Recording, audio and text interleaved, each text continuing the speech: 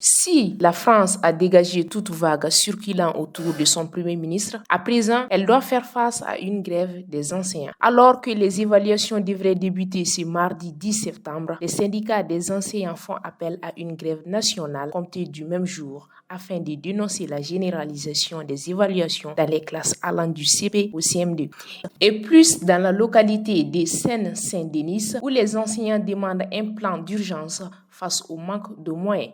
Ghislaine David, secrétaire générale du principal syndicat du premier degré maternel et élémentaire, a expliqué à l'agence France Presse: On n'a pas besoin de ces évaluations pour connaître le niveau de nos élèves. Les enseignants sont en capacité eux-mêmes de travailler ces évaluations. À noter que cette rentrée est un cas bien particulier pour les enseignants qui sont sans ministre pour tenir la barre éducationnelle.